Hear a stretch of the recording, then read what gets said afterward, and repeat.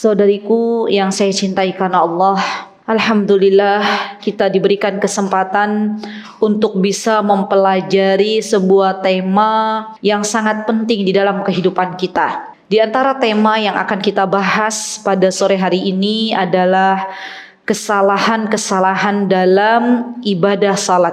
Kenapa kita harus mempelajari tema kesalahan-kesalahan dalam ibadah salat? Karena jika kita tidak mengetahui ilmu ini, terkadang secara tidak disadari kita terjatuh ke dalam kesalahan ini. Maka dari itu pentingnya mempelajari ilmu tentang kesalahan-kesalahan dalam ibadah salat agar kita tidak terjatuh ke dalam kesalahan tersebut. Dan di antara kesalahan yang telah diwanti-wanti oleh Nabi kita Muhammad SAW adalah di antaranya ibu-ibu yang dimuliakan oleh Allah Subhanahu wa taala. Yang pertama, banyaknya umat Nabi kita Muhammad SAW yang mengetahui arti salat itu adalah wajib tapi meninggalkannya, sengaja meninggalkan salat. Subhanallah. Dan di zaman sekarang ini, subhanallah, banyak sekali orang-orang yang sudah paham bahwa salat itu adalah sebuah kewajiban, tapi tidak takut ketika meninggalkan salat itu sendiri. Padahal Allah Subhanahu wa taala telah mengancam orang-orang yang meninggalkan salat di dalam surah Al-Mudaththir. Besok ketika orang-orang yang meninggalkan salat itu dimasukkan ke dalam neraka jahanam, maka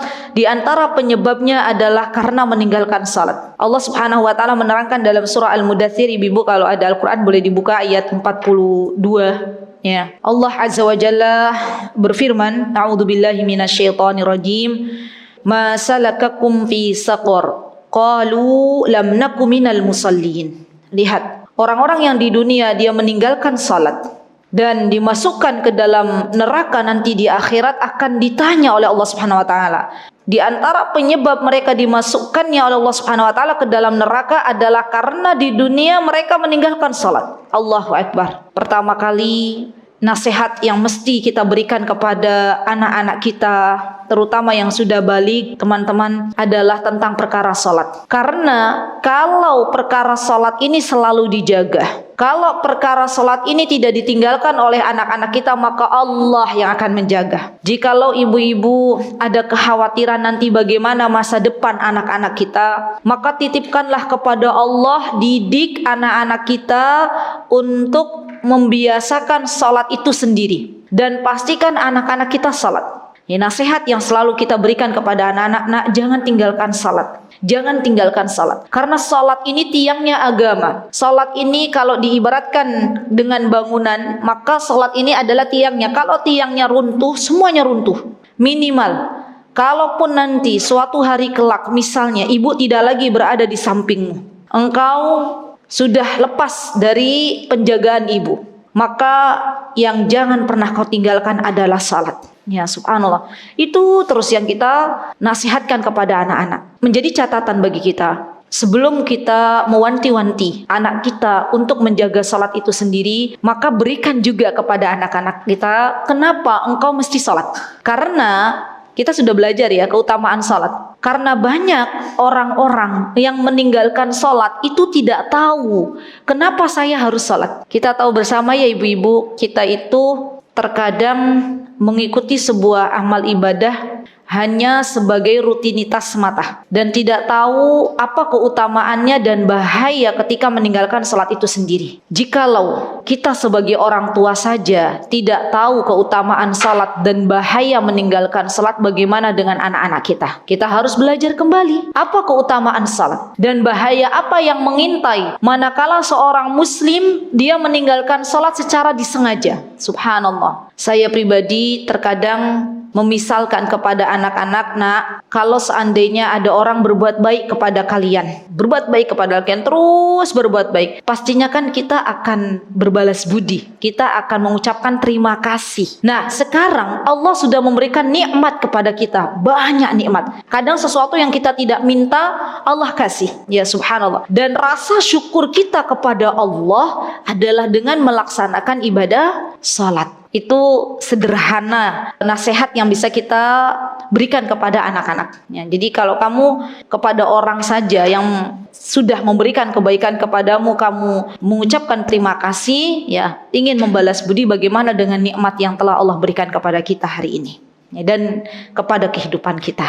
Baik ibu-ibu yang dimuliakan Allah, yang kedua, di antara kesalahan-kesalahan seseorang ketika berada dalam keadaan ya salat, di antaranya adalah menunda-nunda salat. Nah, ini ngeri banget. Menunda-nunda salat tanpa alasan yang dibenarkan oleh agama. Kecuali misalnya ada alasan yang dibenarkan, misal ketika dalam perjalanan adanya jamak, ya, misalnya itu berbeda, atau misalnya keadaan yang sangat darurat, misalnya yang dibenarkan oleh agama itu juga lain, ya, lain judul. Tapi ini tidak ada alasan, ya, yang dibenarkan dalam agama. Dia punya waktu, dia punya kemampuan untuk sholat, tapi sengaja menunda-nunda sholat itu sendiri, ini juga merupakan kesalahan. Kenapa ibu-ibu kita tidak boleh menunda-nunda sholat? Karena kalau orang suka menunda-nunda sholat dengan disengaja, itu akan menjadi kebiasaan dalam kehidupannya. Dan ketahuilah, barang siapa yang biasa menunda-nunda salat sampai akhir waktu, maka Allah akan tunda segala pekerjaannya. Dah barometernya itu. Jadi barang siapa yang mendahulukan salat, Allah mudahkan, Allah percepat. Ya. Barang siapa yang menunda-nunda salat dengan disengaja, secara tidak sadar, maka semuanya akan Allah tunda. Ya. Anaknya, ketika dia menginginkan anak, Allah tunda dulu anaknya. Ketika dia pengen nikah, Allah tunda dulu jodohnya. Kalau dipikir-pikir, masalah di antara masalahnya adalah karena seseorang biasanya menunda salat. Dan yang paling ngeri, Rasulullah SAW pernah mengatakan, dan ini urusan salat asar ya, hati-hati ya. Barang siapa yang menunda salat asar sampai matahari menguning, kira-kira pukul berapa ibu-ibu? Jam 5, ya, matahari sudah menguning. Dia biasa tuh salat asarnya kalau jam 5 baru salat. Maka hati-hati, ini tergolong, kata Rasulullah SAW, yang paling ditakutkan adalah tergolong sebagai orang-orang munafik. Ya, dan kalau sudah ditancapkan oleh Allah Subhanahu wa taala, dipandang oleh Allah Subhanahu wa taala sebagai orang munafik, ya, maka yang paling ngeri bahwa orang-orang munafik kelak nanti akan Allah tempatkan di neraka yang paling dalam. Ya, subhanallah. Jadi kita benar-benar nih untuk urusan salat asar, kita benar-benar kepada anak-anak juga bilang, nak, kalau untuk salat asar jangan ditunda-tunda. Apalagi kalau zaman sekarang anak-anak muda itu kan sore biasanya suka nongki-nongki. Ya, nongki-nongki kan beda ya generasi Z ini. Senangnya itu Masya Allah nyeruput kopi gitu ya, sampai akhirnya melalaikan salat, bukan melalaikan, menunda salat, dan salatnya di penghujung waktu. Kemudian banyak juga yang menunda salat, diantaranya adalah salat subuh. Ya, salat subuh ditunda sampai akhirnya matahari terbit. Ya, ini juga yang perlu kita waspadai. Karena kalau matahari sudah terbit, artinya kita sudah keluar dari waktu salat. Dan salat kita tidak diterima di sisi Allah Subhanahu wa ta'ala. Bagi anak-anak muda zaman sekarang yang menjadikan malam seperti siang dan siang seperti malam, coba ibu-ibu lihat, subhanallah, anak-anak zaman sekarang itu banyak nggak yang begadang malam, Bu? Banyak. Akhirnya karena begadang malam biasanya subuhnya itu tepat waktu atau ketinggalan. Ya, Masya Allah. Dan kalau sampai sudah ketinggalan, sudah mepet-mepet, matahari akhirnya terbit, subhanallah, maka salatnya tidak lagi bisa diterima di sisi Allah Subhanahu wa taala karena sudah keluar dari waktunya. Baik, yang ketiga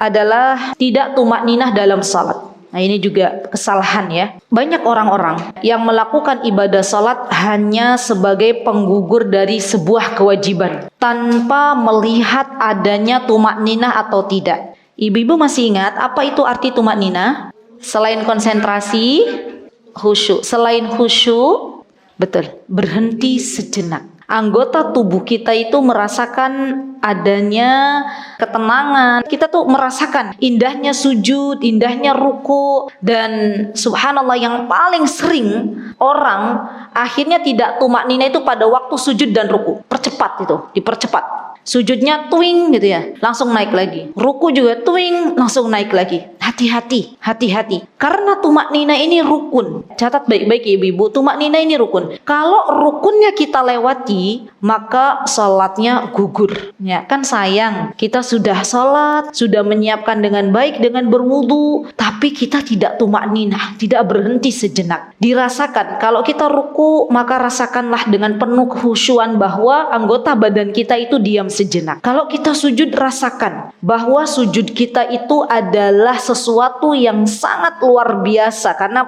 waktu terdekat seorang hamba dengan Allah Subhanahu wa taala adalah waktu sujud. Lamakan sujudnya. Jangan asal sujud. Dan ini juga perlu kita beritahu anak-anak kita. Nah, kalau sholat kan biasanya anak-anak begitu ya, cepet-cepetan.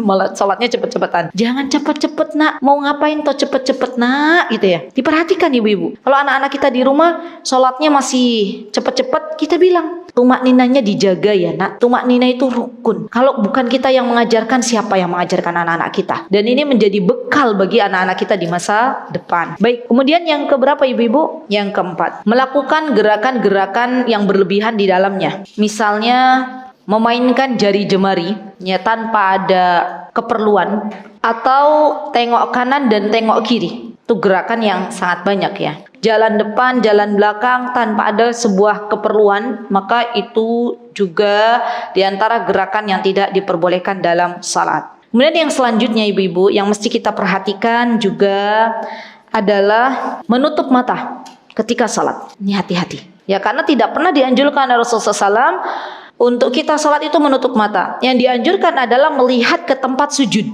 Kalau dengan alasan biar lebih khusyuk, malah justru itu tidak menyebabkan kita khusyuk karena sudah keluar dari apa yang dianjurkan oleh Rasulullah SAW. Dan menutup mata ini juga ada persamaan dengan orang-orang Yahudi. Orang-orang Yahudi kalau dalam ibadah mereka itu mereka menutup mata. Jadi kalau pengen khusyuk, ya lakukan aja apa yang diperintahkan oleh Rasulullah, melihat ke tempat sujud. Dan pastikan ibu-ibu yang dimuliakan oleh Allah bahwa pandangan kita itu bukan ke arah depan ya, tapi ke tempat sujud. Karena kalau ke arah depan, mukenanya saya sudah bilang kan, mukenanya ada tulisan travel gitu. Kita bukannya khusyuk tapi baca tulisan travel apa gitu kan. Subhanallah. Dan ini akan merusak salat kita ya, Masya Allah. Baik, kemudian di antara kesalahan khusus untuk salat wajib, dia tidak berdiri padahal mampu. Nah ini juga ibu-ibu hati-hati ya. Beda kalau sholat sunnah. Kalau sholat wajib dia bisa berdiri, mampu untuk berdiri, maka diwajibkan untuk berdiri. Kalau sholat sunnah bagaimana Ustazah? Sholat sunnah boleh kalau misalnya dia duduk, tapi pahalanya tetap tidak seperti dia berdiri. Ya, jadi rukun berdirinya salat wajib, kalau dia mampu maka diharuskan untuk berdiri, kecuali kalau memang tidak mampu maka boleh dengan duduk. Dan Allah Maha tahu siapa yang mampu berdiri dan siapa yang tidak mampu berdiri. Kemudian di antara kesalahan yang banyak kita temui ibu-ibu yang dimuliakan oleh Allah adalah sengaja mendahului imam. Ya subhanallah. Jadi hati-hati, harus benar-benar, walaupun kita mungkin soft wanita di belakang ya, tapi kita harus benar-benar jeli mendengar imam itu sudah melakukan gerakan selanjutnya. Biasanya kan ditandai dengan Allahu Akbar, baru kita bangkit. Sebelum imam berkata Allahu Akbar, kita jangan dulu bangkit ya. Sebelum imam mengatakan Sami Allahu liman hamidah misalnya, maka tahan dulu, baru kemudian ketika imam Sami Allahu liman hamidah baru kita i'tidal ya. Jadi itu harus benar-benar kita lakukan. Termasuk salam ya ibu-ibu, hati-hati nih. Salam, sebelum imam salam maka kita juga tidak boleh untuk mendahului imam. Dan ini berlaku juga bagi anak-anak kita ya. Jadi kita katakan kepada anak-anak kita, nak, kalau sholat itu lihat imamnya. Imamnya belum berdiri, jangan berdiri. Imamnya belum ruku, jangan ruku. Tunggu dulu. Imam ruku baru kamu ruku. Imam sujud baru engkau sujud. Ya subhanallah. Karena kalau tidak kita beritahu, anak-anak terkadang pengen cepet-cepetan. Sehingga inilah pelajaran yang mesti kita berikan kepada anak-anak kita. Baik. Kemudian di antara kesalahan yang banyak ditemui ya di antara orang-orang yang sedang salat, teman-teman yang dimuliakan oleh Allah Subhanahu wa taala, bahwa ini hati-hati ya teman-teman, bagi yang masbuk, yang salatnya ketinggalan. Masbuk itu salatnya ketinggalan. Datang ke masjid, imamnya sudah rakaat kedua. Itu namanya masbuk. Berarti kalau imamnya salam harus ada tambahan enggak? Kalau dia masbuk 1 rakaat, harus menambahkan 1 rakaat karena masbuk. Nah, perhatikan ketika bangun untuk menambah 1 rakaat, pastikan imam sudah salam untuk yang kedua. Saya banyak menemui kasus di mana imam baru salam 1 kali, Assalamualaikum warahmatullahi, makmum yang masbuk langsung berdiri. Ya, berarti dia gugur, tidak ikut dengan imam. Jadi ibu kalau melihat kasus seperti ini nggak apa-apa, diberitahu aja, tapi dengan cara yang baik. Mbak, Bu, mohon maaf sebelumnya. Nggak apa-apa. Kita mau nasihatin orang, mohon maaf juga nggak apa-apa ya. Mohon maaf sebelumnya. Karena saya itu sayang ke Mbak, peduli ke Mbak. Kalau tadi saya lihat Mbak berdiri dulu, padahal imam baru tengok 1 kali. Besok kan karena nggak tahu, mungkin kan kita berbaik sangkanya nggak tahu. Besok kalau misalnya masbuk lagi, pastikan imamnya sudah tengok 2 kali, salam kedua kali baru Mbak bangun. Itu juga saya pernah menemukan kasus ini bukan 1 sampai 2 kali, sering. Dan saya berbaik sangka mungkin belum tahu ilmunya. Baik, yang ke-9 adalah, nah ini dia, tidak membaca surah Al-Fatihah ketika dia salat sendiri. Tidak membaca surah Al-Fatihah ketika salat sendiri. Karena para ulama sepakatnya akan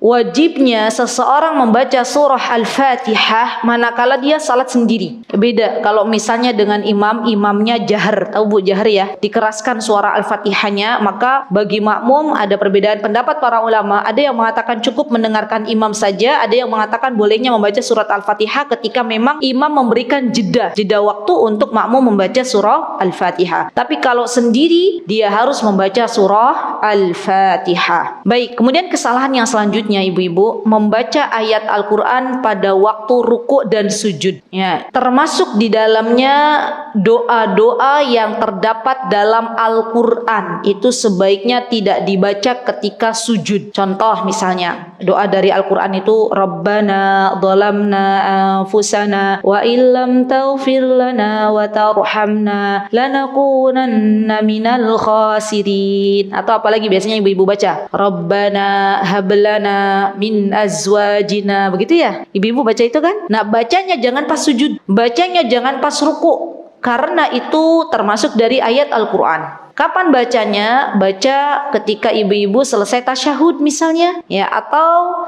di lain kesempatan. Yang jelas ruku dan sujud itu tidak diperbolehkan oleh Rasulullah SAW untuk membaca ayat dari Al-Quranul Karim. Kenapa tidak boleh membaca Al-Quran? Karena Al-Quran itu mulia. Ya, Al-Quran itu mulia dan bacaan-bacaan salat sudah diatur sedemikian rupa oleh Rasulullah SAW. Begitu pula karena adanya larangan dari Rasulullah SAW. Rasulullah mengatakan, ala wa inni nuhitu an aqra al-Quran raqi'an aw sajidan. Kata Rasulullah SAW, sungguh aku melarang kalian untuk membaca Al-Quran di waktu ruku dan di waktu sujud. Jadi ruku dan sujud apa yang kita baca kalau pengen berlama-lama Bu?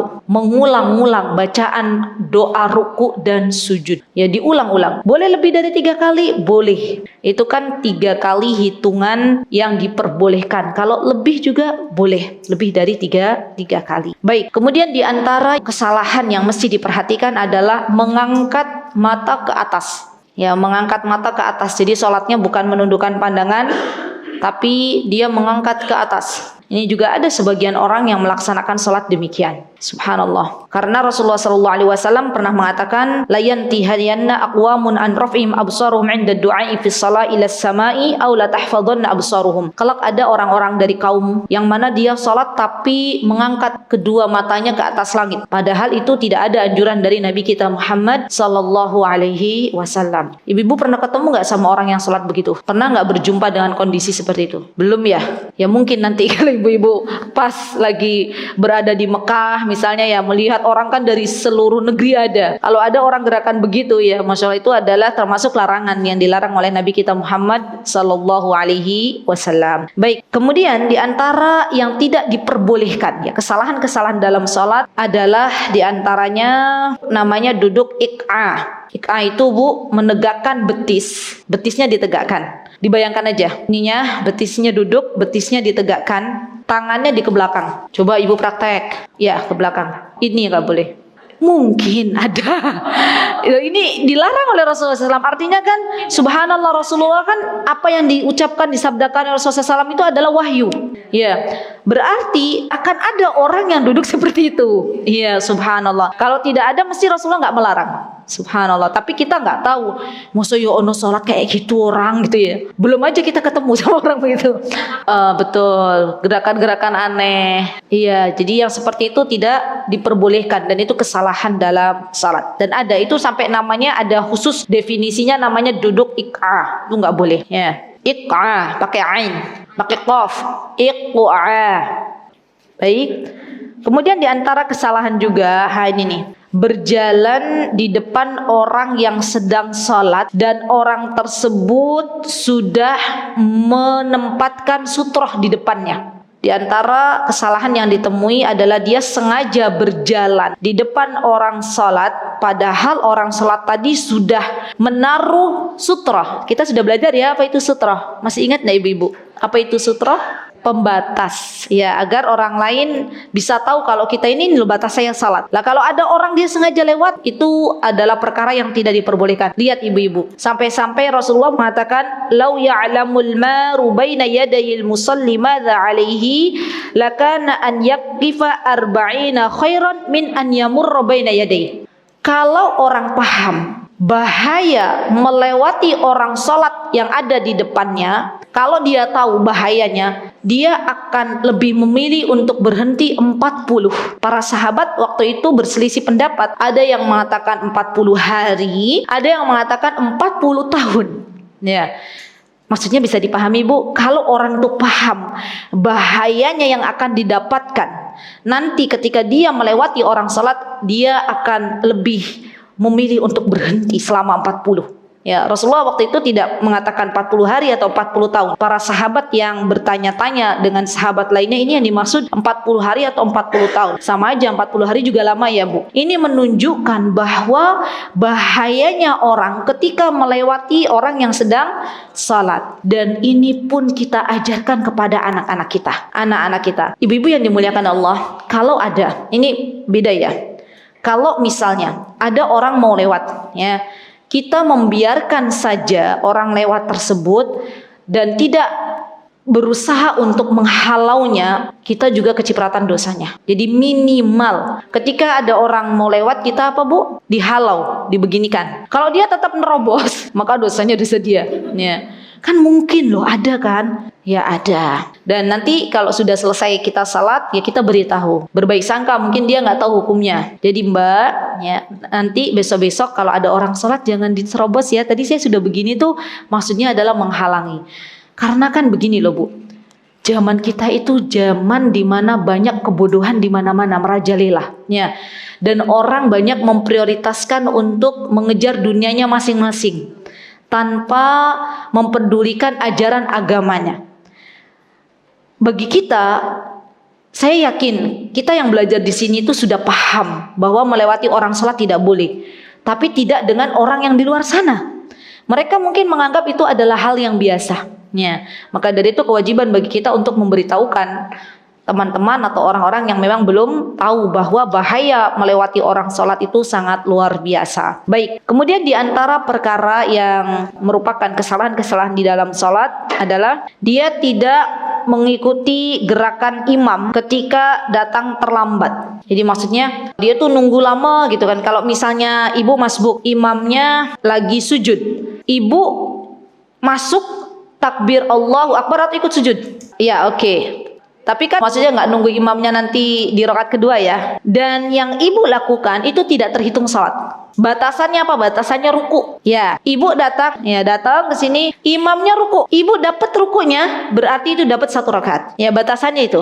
Tapi kalau imamnya sudah i'tidal, ibu i'tidal, berarti udah nggak dapat 1 rakaat. Ya, masya Allah. Dan ini perlu diketahui batasan ini. Karena saya menemukan ada orang di sebelah saya tuh pas kita lagi duduk 2 sujud ya, dia datang, dia duduk 2 sujud. Tapi pas assalamualaikum kita assalamualaikum, dia ikut assalamualaikum. Terus saya beritahu, Mbak kurang 1 gitu ya.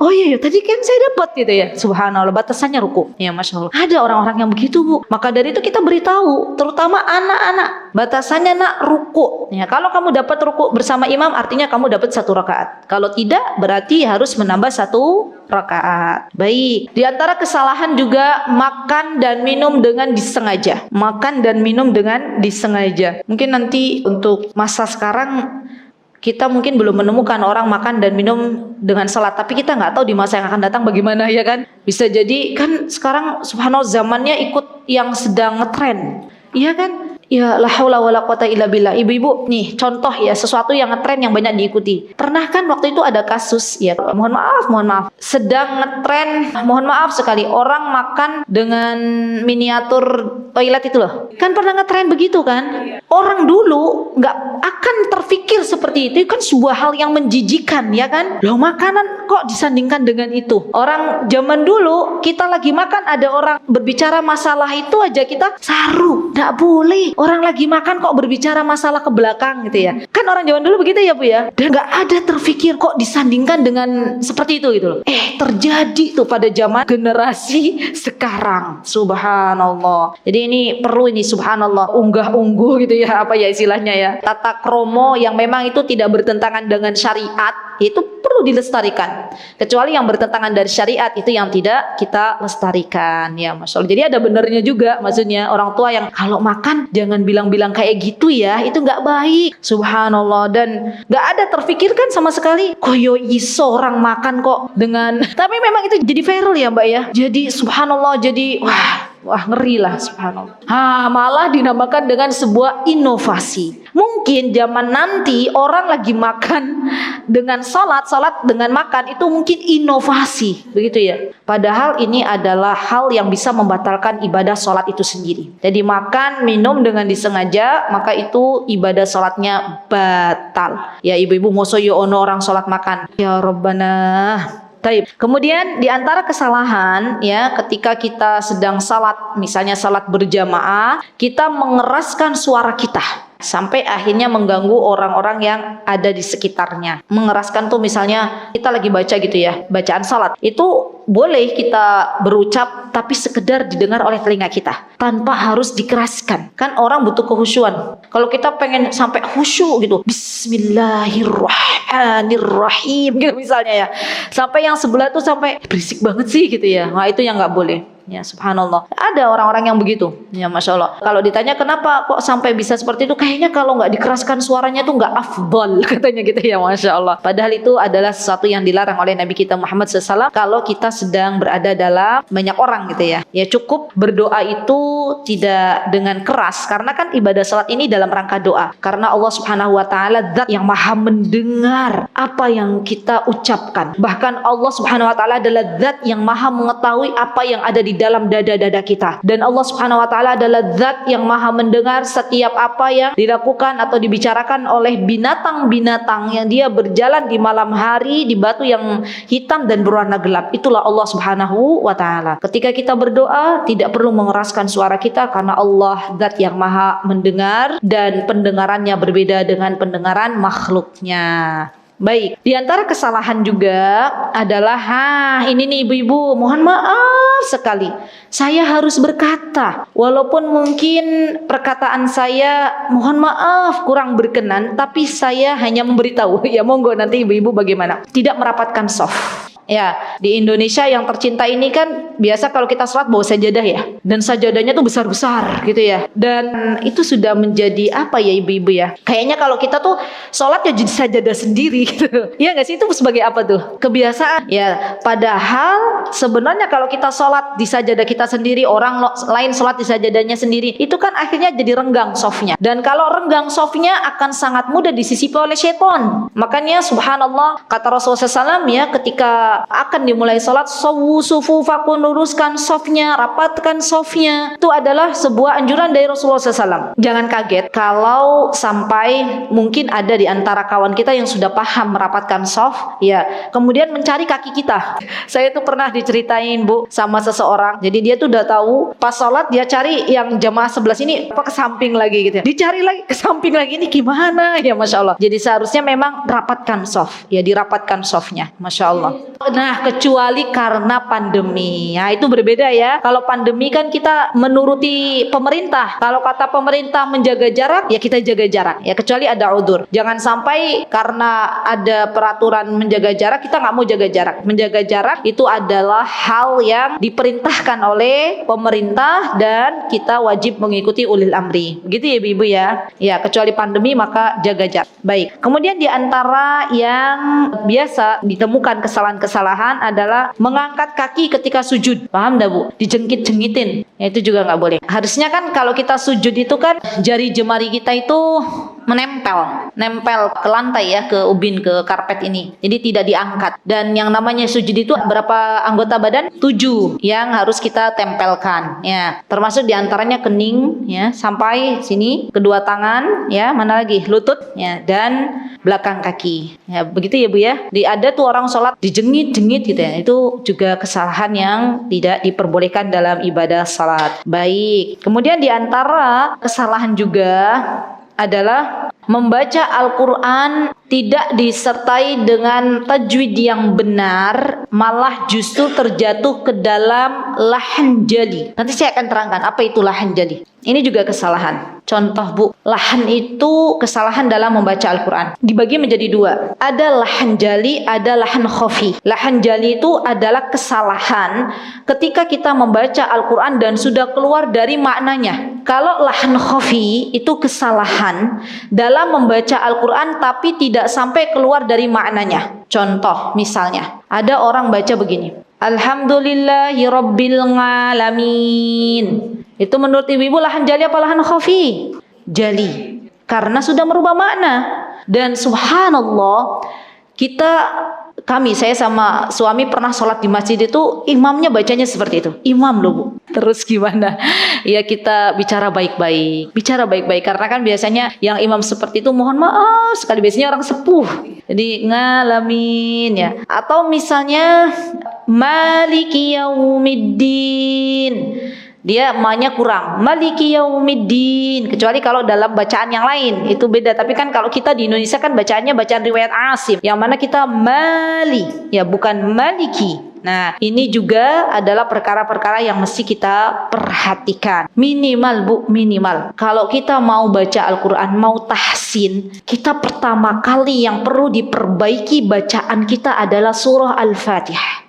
Kalau bisa Bu, bikin acara khusus spesial gitu ya. Satu pertemuan atau beberapa pertemuan untuk memperbaiki bacaan surah Al-Fatihah. Subhanallah, karena ini adalah perkara yang biasa kita baca dalam ibadah salat kita. Dan tidak usah malu walaupun usia sudah tidak lagi muda untuk memperbaiki bacaan kita daripada tidak sama sekali. Subhanallah, saya kemarin diberikan kesempatan untuk mengisi acara muslimah, di mana itu acara pembukaan santri baru gitu ya di Masjid Firdaus di Ngoto. Saya kaget pas hari Rabu itu ya, pas datang, Masya Allah banyak banget tuh. Itu saya tanya ke panitia, jumlahnya berapa toh ibu-ibu? Ke panitia sana, sekitar 200 orang Ustazah. Allahu Akbar, ini semua mau belajar tahsin. Saya bilang, iya katanya. Ada yang datang dari Gunung Kidul, ada yang datang dari Masya Allah rame katanya. Allahu Akbar, artinya semangatnya mereka untuk memperbaiki bacaan itu luar biasa ya. Dan saya berdoa semoga suatu hari kelak di masjid ini pun rame ya, amin. Saya melihat Masya Allah Tabarakar Rahman, ada kemiripan antara Alam Citra dan sana. Kemiripannya di mana? Panitianya solid ya. Jadi panitianya tuh sama-sama solid. Solid tuh gimana ya ibu-ibu ya? Kompak. Bisa dibayangkan dah Bu, kalau di sini Allah mudahkan untuk membuka tahsin, bukan hanya pesertanya yang dapat pahala, panitianya juga dapat tuh pahala karena memfasilitasi orang-orang untuk belajar Al-Quran. Alhamdulillah. Surat apa Bu? Al-Fatihah. Sekarang Al-Fatihahnya udah bener-bener gak? Tadabbur sudah baik. Oh sama, alhamdulillah. Dari sini saja atau dari luar juga pesertanya? Alhamdulillah, semoga Allah memudahkan. Amin. Berarti insya Allah saya berbaik sangka kepada ibu-ibu di sini, semua surah Al-Fatihahnya udah benar. Masya Allah. Dan punya tugas.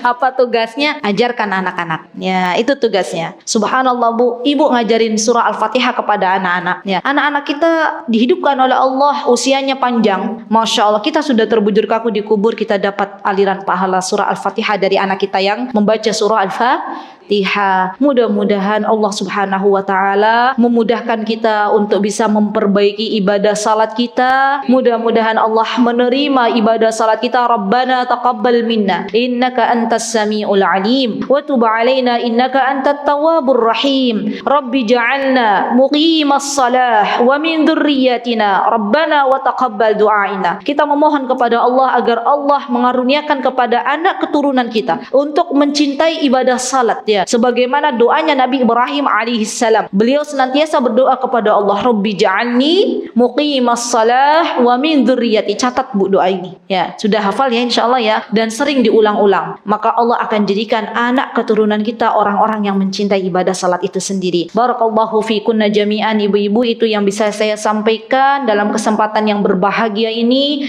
Mudah-mudahan ada manfaat yang bisa diambil. Jika ada yang benar datangnya dari Allah Subhanahu wa taala, jika ada kesalahan datangnya dari saya pribadi, saya mohon maaf yang sebesar-besarnya. Aqulu qauli hadza wastaghfirullah li wa lakum wa akhiru da'wana anil hamdulillahi rabbil alamin. Wassalamualaikum warahmatullahi wabarakatuh.